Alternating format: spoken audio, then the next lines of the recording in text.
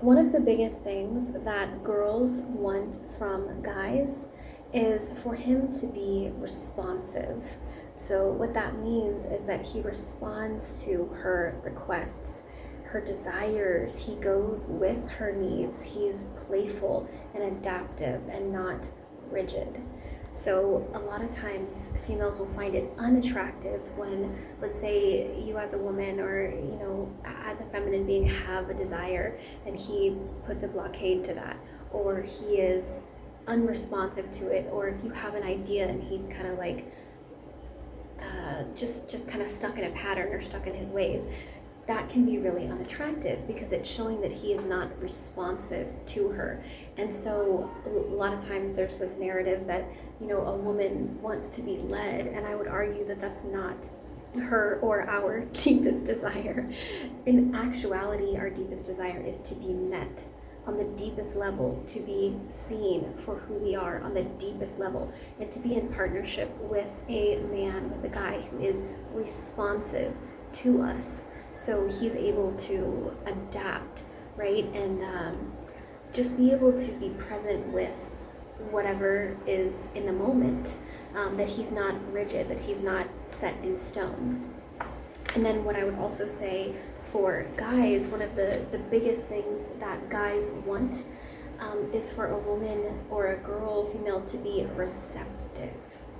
So what that is that she lets you in, right? She is yeah, that's a good idea, let's do that, versus I don't know, so a lot of times guys think that they actually want a girl who is submissive, but I would argue that you don't, because a girl or female who is submissive, is a woman who by nature is not really operating within her own mental faculty, her own mental space. She is just like offering that to you, and in reality, in the grand scope of things, like that's going to be a lot of pressure, a lot of responsibility, and it's probably going to be a lack of teamwork in the long haul, right?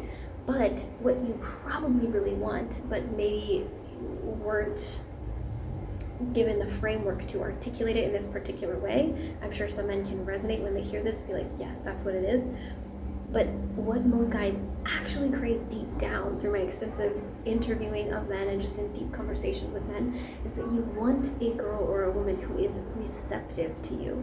So you have these ideas, you have this direction and this vision. You want a woman who has the openness to like take that in and feel it, or look for your reason for good in whatever it is that you're doing. Now, obviously, she's going to have her own metrics for integrity that she has to measure things by, right? So if she has like real established apprehensions about whatever it is that you're doing, you can't expect receptiveness all the time necessarily. But what I would want to reframe the word submission with is what you actually want is a woman who's receptive to you, because a woman who isn't receptive is kind of like the alternative of what I was explaining for the males when you're not responsive. So that's the masculine expression of this word, but the feminine expression of it is receptive. You receive him in, you take him in, and you make space instead of keeping your walls up.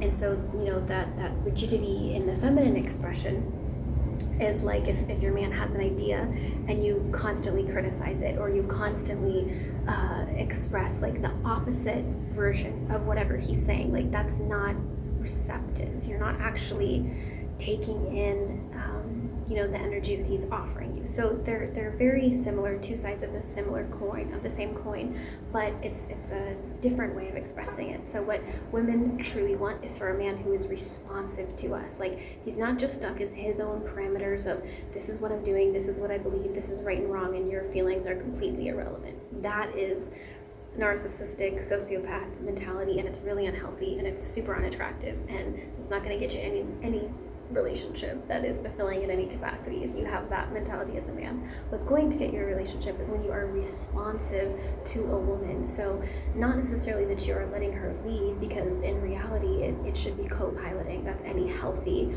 partnership, is a co-pilot, right? where you're honoring the sovereignty of both individuals, and together you're co-creating something that is nourishing for the both of you.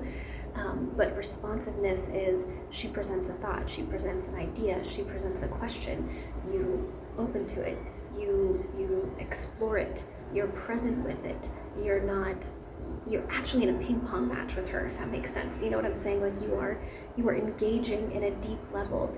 If you guys set plans, and let's say, or you want to set plans, and she actually lets you know, hey, I actually don't do this because I have this deep preference for something else. Instead of you being rigid about it, you're like, yeah, that's cool. I'm more focused on the solution than I am focused on needing to have it my particular way. That's attractive. And also, those are qualities of safety too. So that is a safe man who's able to adapt. But a man who's not able to adapt is more likely going to be a man who's rigid, who's controlling, who's like scary and not desirable to be in a partnership or relationship with at all. So just wanted to share that perspective. And let me know your thoughts on it in the comments, what resonates. And I hope you guys have an amazing day.